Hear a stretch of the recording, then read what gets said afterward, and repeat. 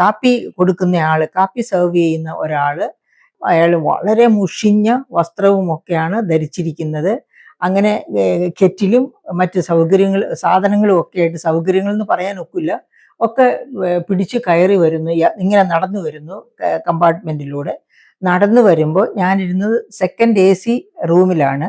അങ്ങനെ നടന്നു വരുന്ന സമയത്ത് ഞാൻ പെട്ടെന്ന് മൂക്ക് പൊത്തി കഴിഞ്ഞപ്പോൾ ഈ ലോക്കോ പൈലറ്റ് എന്താ മാഡം മൂക്ക് പൊത്തിയത് എന്ന് ചോദിച്ചു.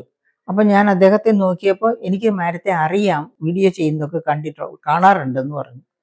അപ്പൊ അദ്ദേഹം ഞാൻ പറഞ്ഞു, ഇതാ ഇവിടെ എല്ലാവർക്കും കൊടുക്കാനുള്ള കോഫിയുമായിട്ട് വരുന്ന ആ മനുഷ്യൻ നടന്നു വരുമ്പോഴേക്കും എന്തൊരു ദുർഗന്ധമാണ് ഇത് എന്ന് പറഞ്ഞപ്പോഴാണ്, ഇത് നമ്മൾ കംപ്ലൈന്റ് ചെയ്യേണ്ട കാര്യമാണല്ലോ എന്ന് പറഞ്ഞപ്പോഴാണ് അദ്ദേഹം പറയുന്നത്, മാഡം ഞാനൊരു ലോക്കോ പൈലറ്റാണ്, ഞാനിപ്പോൾ ജോലി കഴിഞ്ഞ് എൻ്റെ വീട്ടിലേക്ക് പോവുകയാണ് എന്ന് പറഞ്ഞു. എന്നിട്ട് ഇവിടുന്ന് ഒന്നും വാങ്ങി കഴിക്കരുതേ മാഡം, ഇതാണ് ഇപ്പോഴത്തെ ട്രെയിനിന്റെ അവസ്ഥ എന്ന് ആ ലോക്കോ പൈലറ്റ് എന്നോട് പറഞ്ഞു.